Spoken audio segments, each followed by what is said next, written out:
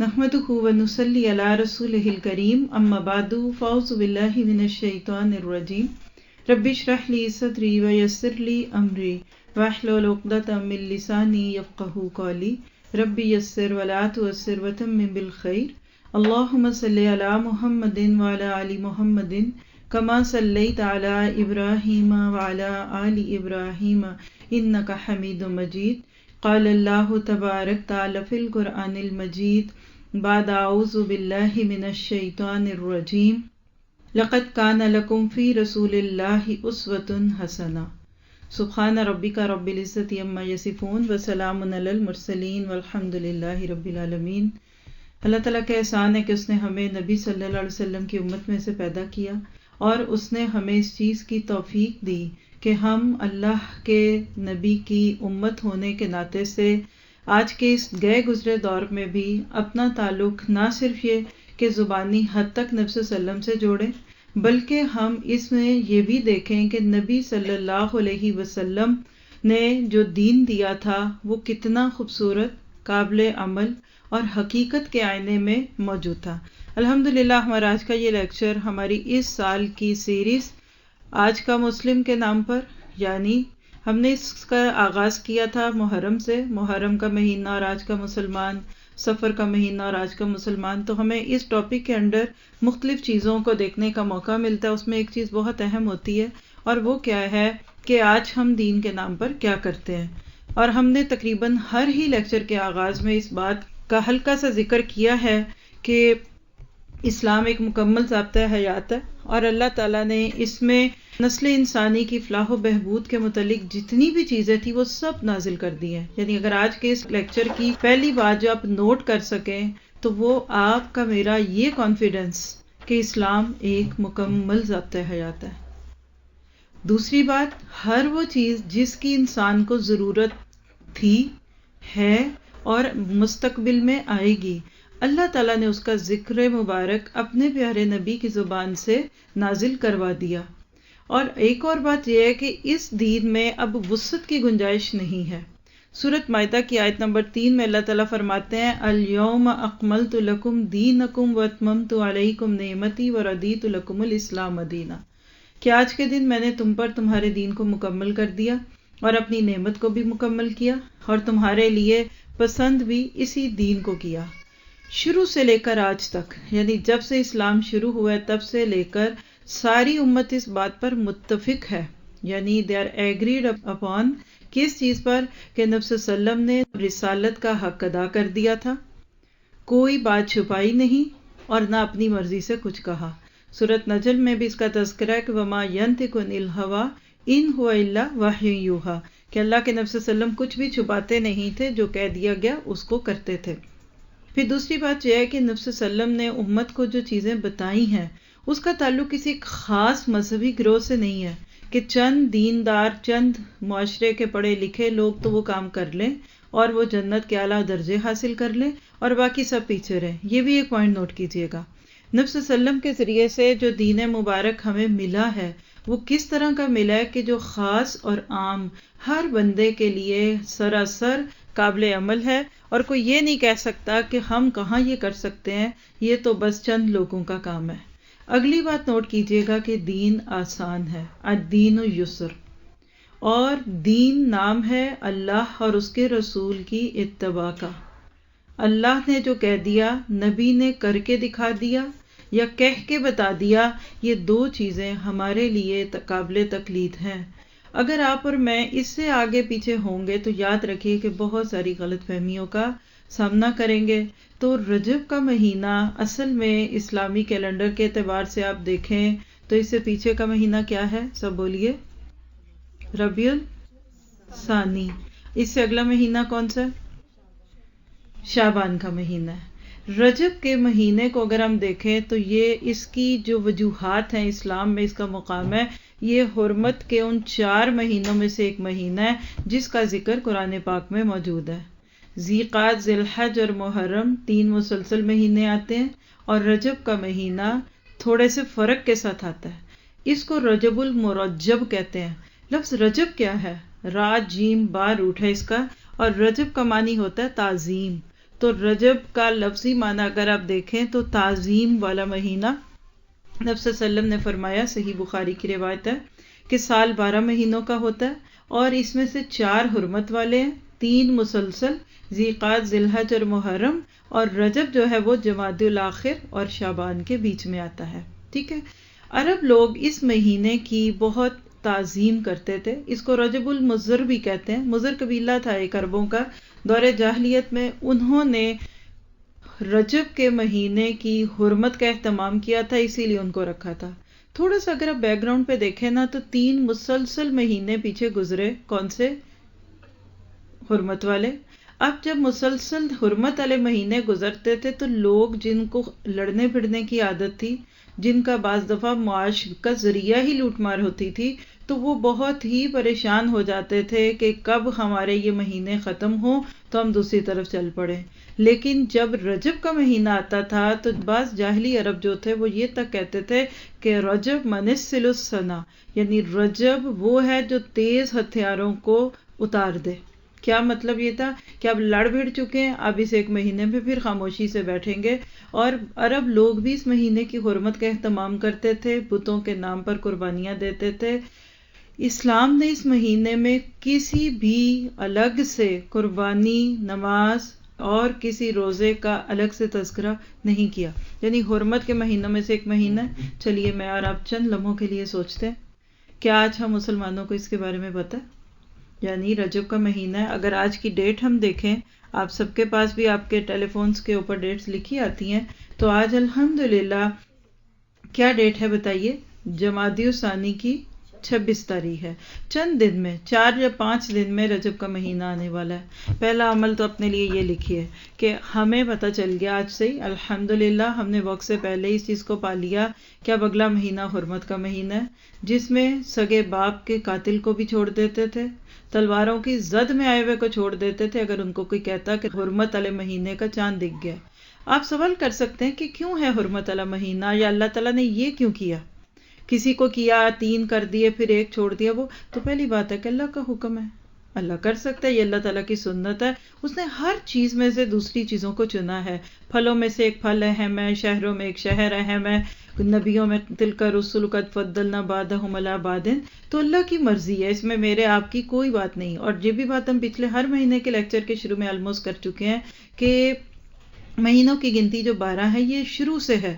زمین و آسمان کے بننے سے، پیدا ہونے سے پہلے سے یہ سب کچھ موجود ہے. تو اللہ تعالیٰ کی سنت تھی کہ اس نے اس میں ایک امتحان لیا، لیکن اس کی اور بہت ساری وجوہات بھی ہو سکتی ہیں. ٹھیک ہے. تو آپ نے، میں نے جس شعور کے ساتھ اب اگلے انشاءاللہ 4 دن کے بعد تو کچھ اور بھی شعور آ جائے گا ہمیں، اور وہ کیا ہوگا کہ ہم نے لڑائی جھگڑا نہیں کرنا. اب اس کا یہ نہیں مطلب کہ ان 4 دنوں میں خوب جھگڑ لیں، لیکن جس نے واقعی جھگڑنا ہے اور جس کا بڑا ہی دل چاہتا ہے جھگڑے کرنے کو، وہ کر لے. بہن بھائیوں کی لڑائیاں کر لیجئے، شوہر بیوی سے لڑنا ہے لڑ لیں جا کے گھر، آج خوب لڑائی کریں. بیگم آپ کو کیا ہو گیا؟ کہنا 4 دن بعد پابندی لگ جانی ہے، میں نے پورا مہینہ لڑ نہیں سکنا، اس لیے میں آپ سے بھی لڑ لیتی ہوں. کرنا چاہتے ہیں ایسا؟ کر لیں، شوق پورا کر لیں، لیکن شرط یہ ہے کہ آپ نے پورا مہینہ نہیں لڑنا. بات سمجھ گئے؟ تو اس طرح کی کوئی چیز. پھر آپ دیکھیے کہ حرمت کا مہینہ تو صرف جان کی حرمت نہیں ہے. اللہ کے نبی نے فرمایا تمہاری جان، تمہارا مال، تمہاری عزت ایک دوسرے پر ایسے ہی حرام ہے جیسے کہ آج کا دن اور آج کا مہینہ آج کی جگہ. اور یہ کہاں کھڑے ہو کر یہ بات کہی گئی تھی؟ یوم العرفہ میں، حجۃ الوداع کے موقع پہ. تو کیا میں اور آپ کسی کی جان نہیں لے سکتے، لڑائی نہیں کر سکتے، تو کیا اس کا مال، اس کی عزت لے سکتے ہیں؟ تو آپ اور میں ریئلی بیلیو می، اگر ہم واقعی، ہم نہیں بلکہ میں خود کو بدلنا چاہتی ہوں نا، تو آج سے مجھے اپنی اصلاح کا یہ لاہ عمل اپنانا ہوگا کہ میں نے اس پورے مہینے میں، جان تو ہم نہیں لیتے الحمدللہ، اللہ نہ ہمیں اس کی بھی توفیق دے کہ ہم قتل و غارت گری پہ آ جائیں، لیکن غیبت کرتے ہیں. اور غیبت کیا ہے؟ کسی کی عزت کی دھجی ہے. کسی کو لیٹ ڈاؤن کرتے ہیں، بالکل کرتے ہیں. طنز کرتے ہیں، تانا دیتے ہیں، الزام لگاتے ہیں. ہم کسی کے بارے میں بدگمان ہوتے ہیں، تجسس کرتے ہیں. آپ صرف اس ایک لفظ کی ضمن میں دیکھ لیجئے کہ میں نے کسی کی جان کی بھی حرمت کرنی ہے تو میں نے اس کی عزت کی بھی حرمت کرنی ہے.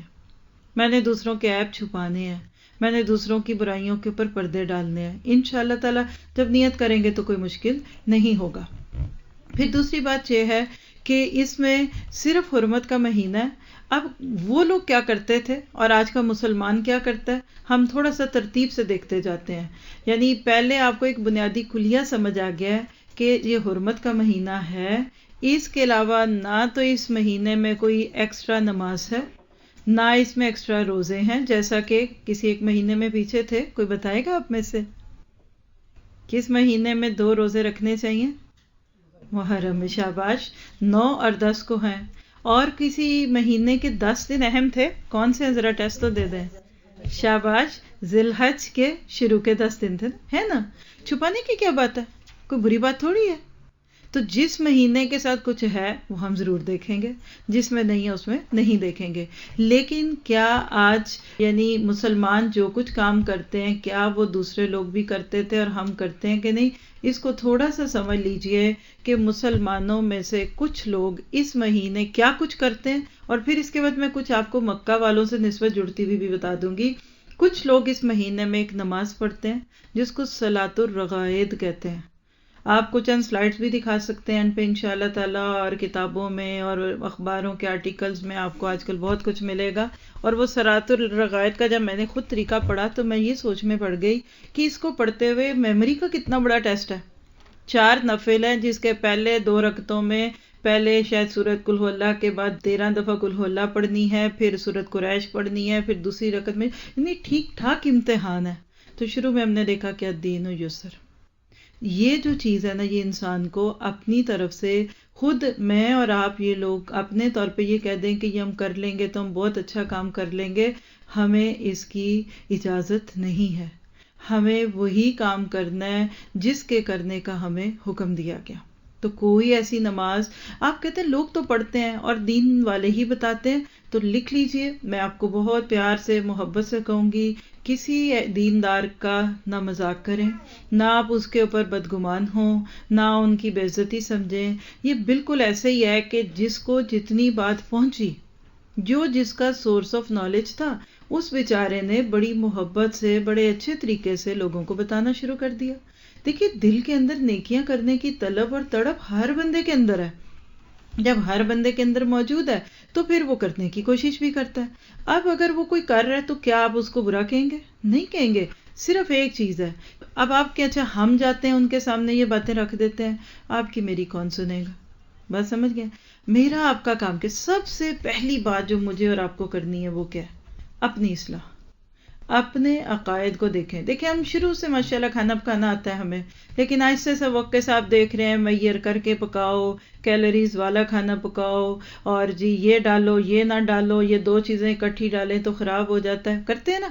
کیا میں نے اور آپ نے اپنی پرانی کوکنگ جو ہمارا کوکنگ کا طریقہ کار تھا اس کو ابھی تک دیکھا ہوا ہے؟ نہیں، دن بدن چینج ہو رہا ہے. پہلے دور میں مائیں کپڑے سیتی تھیں تو ایسے بالشتوں سے ناپ ناپ کے سیتی تھیں.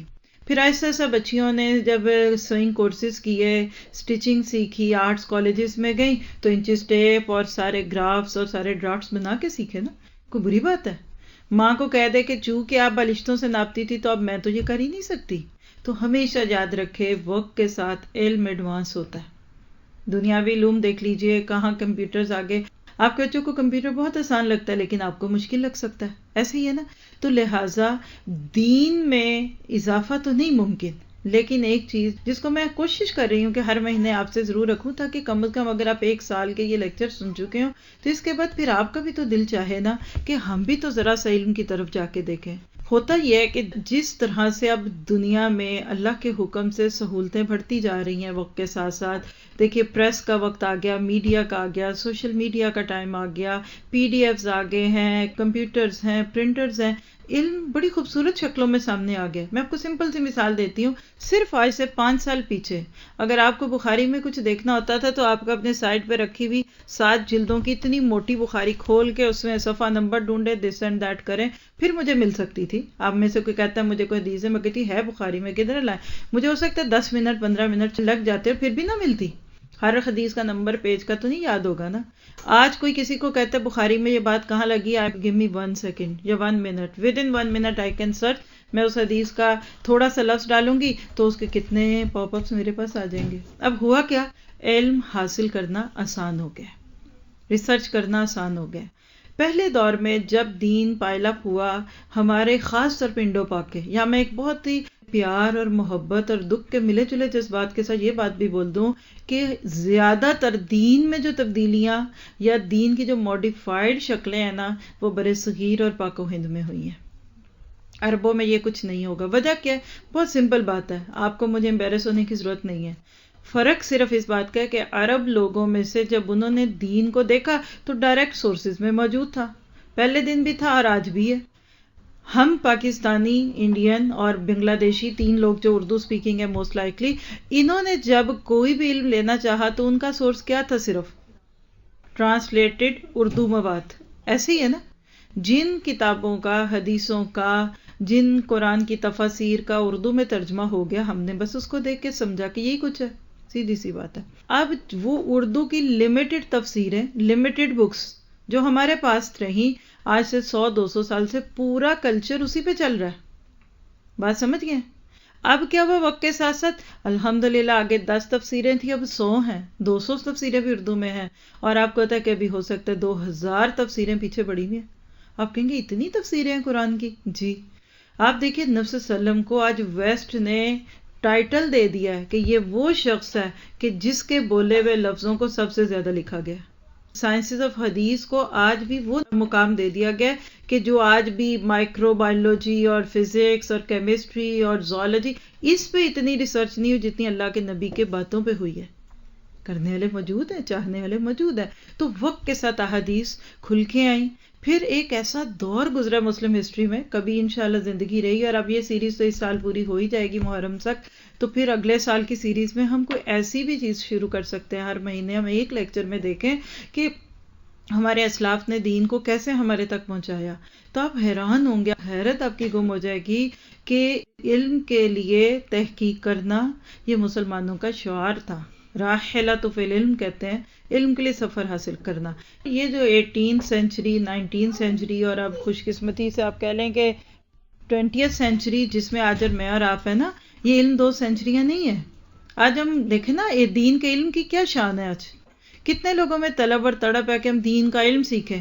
اور اگر آج مثال ہے کہ اگلے ہفتے 10 دن بعد رجب کے کنڈوں کے نام پہ دیکھیے گا دعوتیں، میلاد کے نام پہ ربیع الاول کی دعوتیں، شب برات میں دیکھیے گا شب برات کے کھانے پینے، تو کیا گیدرنگز کا رخ ہوتا ہے. میں سب کی سائڈ لے رہی ہوں جو یہ کچھ کر رہے ہیں، کیونکہ ٹرینڈ بن چکے ہیں. آج ٹرینڈ یہ ہے کہ رجب آئے تو کنڈے بھر لیں گے، 27 رجب کو معراج شریف کر لیں گے، پہلے جمعے کو صلاۃ الرغائب کر لیں گے، کچھ قربانیاں کریں گے، اور سب سے بڑھ کے عمرہ کر لیں گے. یعنی رجب کے ساتھ تو آج کل اتنا کچھ ہم مسلمانوں نے جوڑا ہوا ہے. چلے شعبان آئے گا تو شعبان میں ہم 15 شعبان کی رات جاگیں گے، ساری رات روئیں گے، دھوئیں گے، عبادت کر لیں گے. رمضان آئے گا، روزہ رکھ لیں گے، اور خاص طور پہ 27ویں رات کو ہم جاگیں گے اور ساری رات جاگ کر عبادت کریں گے. آپ حیران ہوں گے اس بات پہ کہ مسلمانوں میں جس طریقے سے شارٹ کٹ کا دین پاکستانی اردو سپیکنگ لوگوں کے پاس ہے، پوری دنیا میں نہیں ہے. پوری دنیا میں نہیں. ابھی اس میں واقعات میں ایک واقعہ آئے گا تو میں آپ کو چند باتیں نوٹ کراؤں گی، تو آپ حیران ہوں گے کہ عرب لوگ، علماء، فضلاء، محدثین اور ہسٹری لکھنے والے، اہل سیرت لکھنے والے کہہ رہے ہیں کہ 10 مختلف قول ہیں کہ نبی صلی اللہ علیہ وسلم کا واقعہ معراج کب ہوا. 10 قول ہیں اور 10 کی بنیادیں موجود ہیں، اور سال کے اندر بھی قول ہے، اور کس تاریخ کو ہوا اس میں بھی. کوئی کہتا ہے نبی صلی اللہ علیہ وسلم کی نبوت کے فوراً اگلے سال ہوا، کوئی کہتا ہے ہجرت مدینہ سے 1 سال پہلے ہوا، کوئی کہتا ہے 2 سال پہلے ہوا، کوئی کہتا ہے 3 سال پہلے ہوا، کوئی کہتا ہے مکی سال کے. اب صرف سالوں میں اختلاف دور کریں تو پھر تاریخوں کا اختلاف ہے. کوئی کہتا ہے رمضان تھا، کوئی کہتا ہے ذی الحج تھا، کوئی کہتا ہے ذیقعد تھا، کوئی کہتا ہے، اور اس میں ایک قول جو ہے وہ یہ رجب کا بھی موجود ہے. No problem at all. سوال پیدا ہوتا ہے کہ صرف ہم پاکستانیوں کو جبرائیل نے آ کے تو نہیں کہہ دیا کہ بس 27 رجب ہے اور 27ویں رات ہے تاکہ ہم بس اسے ایک رات کو منائیں. تو یہ شارٹیج آف نالج ہے. ایک بات لکھ لیں، تھوڑا علم جو ہوتا ہے نا، بہت تھوڑا علم جو ہوتا ہے یہ سٹبن ہوتا ہے. بندہ بہت ریجڈ ہوتا ہے، جیسے نیا کپڑا پہنے نا چبھتا ہے لیکن اچھا بڑا لگ رہا ہوتا ہے. اکڑ بڑی ہوتی ہے نئے علم کی. جتنا آپ زیادہ علم لیتے جائیں گے نا، آپ سافٹ، فلیکسیبل، دوسروں کو برداشت کرنے والے، ٹالرینٹ ہوں گے. اٹس اوکے، کوئی بات نہیں، حلال نہیں ہے، حرام کا مسئلہ نہیں، کوئی بات نہیں. کوئی عبادت کر رہا ہے، کوئی یہ نہیں کر رہا، وہ نہیں کر رہا، کوئی سود تو نہیں کھا رہا، کوئی شراب تو نہیں پی رہا، یعنی آپ حرام حلال پہ نہیں کرتے کمپرومائز، لیکن باقی چیزوں میں آپ بہت ریلیکسنٹ ہو جاتے ہیں. تو بالکل اسی طرح سے یاد رکھیے کہ علم جب بھی ملے نا تو اس پہ اللہ کا شکر ادا کریں. اللہ کے نبی صلی اللہ علیہ وسلم کے دور سے اس مہینے سے آپ یہ کہہ لیجئے کہ جب اسلام آیا، اب آپ ذرا سا وہاں واپس آ جائیے، جہاں اسلام آیا وہاں کیا ہو رہا تھا؟ جب رجب کا مہینہ آتا تھا تو مشرکین مکہ جو تھے وہ قربانی کرتے تھے.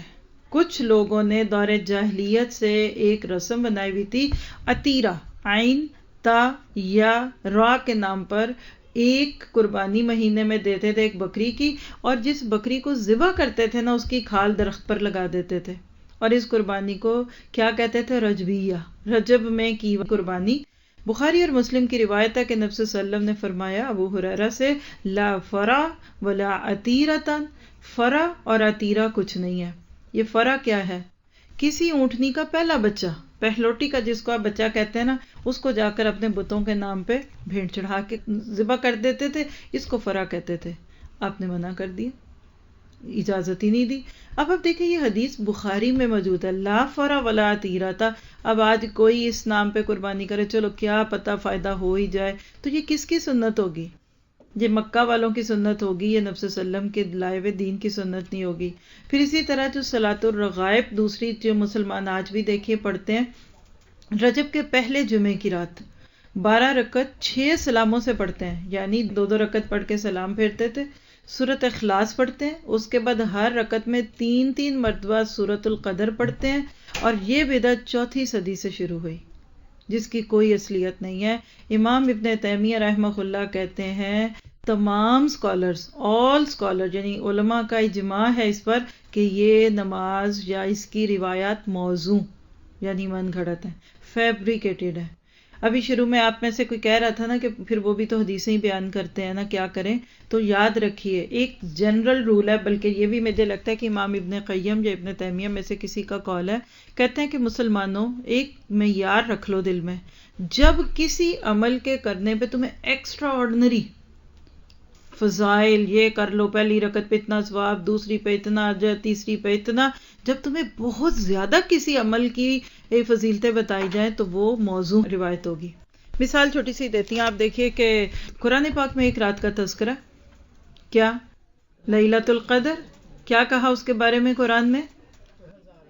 خیر من الف شہر، 1000 مہینوں سے وہ رات بہتر ہے. قرآن نے کہہ دیا نا تو یہ معیار ہے. وہ کہتے ہیں کہ اگر اب کوئی ایک رات کو 1000 راتوں سے زیادہ، کوئی کہتا ہے فلاں عمل کر لو تو 2000 راتوں کے سے زیادہ جاگنے کا ثواب ہے، تو مان جاؤ کہ یہ موضوع روایت ہوگی. کیوں کہ قرآن نے تو اس لیلۃ القدر کو 1000 راتوں سے تعبیر کیا ہے، تو اگر اس سے کوئی بڑی چیز ہوتی تو کیا اللہ تعالیٰ اس کا تذکرہ نہ کرتے؟ کلیئر ہے بات ذہن میں رکھیے. دیکھیے یہ پیار کی باتیں ہیں، یہ محبت کی باتیں ہیں، یہ صرف اور صرف امت کے اس گلٹ کو دور کرنے کی باتیں ہیں.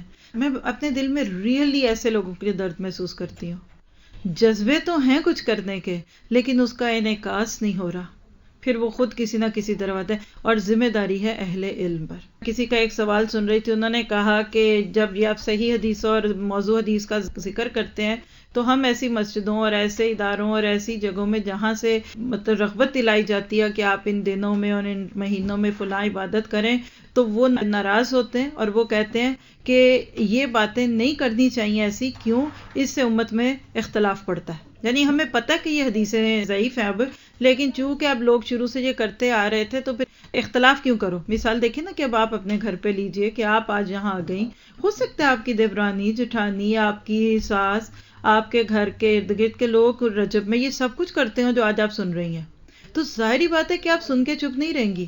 اب آپ جب ان سے بات کریں گی تو وہ کہیں گے لوگ بہو تم نیا دین لے کر آ گئی، بھابھی آپ کیا بات کر رہی ہیں، اب چپ کر جو نا، اماں کے وقت سے یہ ہو رہا تھا، کنڈے بھر رہے تھے، اب تم کہاں سے آ گئی، ہوگا نا. تو اب اختلاف تو ہوگا. تو اب یہ سوال ہے کہ پھر اختلاف نہ ڈالیں امت میں. تو میں اس کا ایک بڑا پردرد جواب دوں گی کہ یہ اختلاف کے ڈر سے امت کو آج ہم نے جاہل رکھ دیا. آج امت کو ان اختلافوں کے خوف سے ہم نے بے علم رکھا ہوا ہے. دیکھیے حق کا اختلاف باطل کے ساتھ شروع سے رہا، فرام دا ڈے ون، پہلے دن سے یہ اختلاف رہا جب سے حضرت نوح علیہ السلام نے آ کر یا قوم اعبدوا اللہ ما لکم من الہ غیرہ یہ دعویٰ کیا تھا نا کہ لوگوں تم میری بات مان جاؤ اور اللہ کے سوا اور کوئی نہیں ہے، اس دن سے لوگوں نے جھگڑے کیے۔ قرآن میں آیتیں موجود ہیں کہ یا نوح قد جادلتنا، اے نوح تو ہم سے بڑا ہی جھگڑتا ہے۔ آج بھی لوگ کہتے ہیں یہ دین والے بڑے جھگڑتے ہیں، یہ لڑاکے ہیں، یہ لڑائیاں ڈالتے ہیں۔ مثال دیتی ہیں ایک چھوٹی سی، شاید بات سمجھ آئے، حالانکہ ہماری بات تھوڑی سی دوسری طرف جا رہی ہے لیکن پھر بھی اہم ہے، کیونکہ اب آپ کو سب کو یہ باتیں سننے کے بس سوال ذہنوں میں آنے ہیں۔ تو آپ دیکھیے کہ ایک معاشرہ ہے، آپ کسی بھی گلی محلے کا تصور میں لائیے کہ وہاں پتہ چلتا ہے کہ پانی کی پائپیں ہیں وہ گٹر کی پائپوں سے مل رہی ہیں، یعنی کچھ نہ کچھ گٹر کا سیوریج جو ہے اس کا پانی آپ کے ڈرنکنگ واٹر میں مل رہا ہے۔ ہو سکتا ہے کہ کسی بھی میکینیکل انجینئر یا کسی سے یہ بات پتہ چل گئی، اب ظاہر ہے کہ جیری بیٹھی کریں کیا؟ اچھا کچھ کہتے ہیں کہ بھئی فوراً ایک میسج پوری کمیونٹی میں بھیجو کہ آپ کے لیے 8 دن کے لیے پانی بند کیا جا رہا ہے، آپ کو جتنا پانی بھرنا ہے بھر لیں، اور اس طرح سے کچھ دن تک یہ پائپوں کی ریپیئر ہوگی اور اس کے بعد پھر کیا ہوگا کہ پھر انشاءاللہ آپ کو صاف پانی ملے گا۔ اب یہ میسج جب جاتا ہے تو اس کے بعد کمیونٹی میں 2-3 ڈفرینٹ طبقے بن جاتے ہیں۔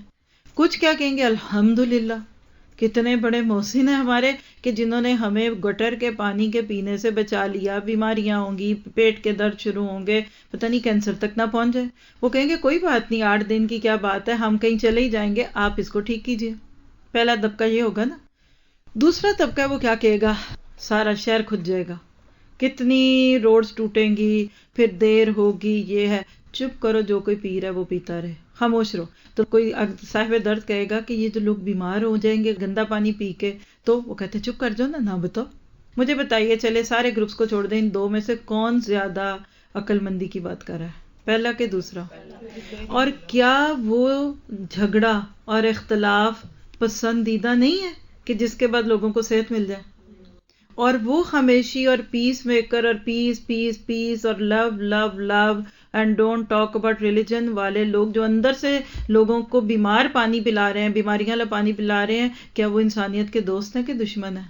تو جب نیا نیا دین کسی سوسائٹی میں آئے گا، جس کو میں کہتی ہوں اب بھی آ رہا ہے، یہ جو 2000 کی سینچری شروع ہوئی، 19 سینچری کا اینڈ ہے، الحمدللہ یہ ریوائول آف اسلام ہے، یہ نشاط ثانیہ ہے اسلام کی۔ اب اللہ نے دوبارہ لوگوں کو اس چیز کی ضرورت محسوس کروا دی ہے کہ تمہیں علم کا پانی چاہیے اگر تم نے اللہ کے نبی صلی اللہ علیہ وسلم کے بتائے ہوئے سچے دین پہ چلنا ہے۔ تو یہ جو اس وقت فرکشن ہے گھروں میں یا خاندانوں میں، یہ مبارک کے قابل ہے۔ کیوں؟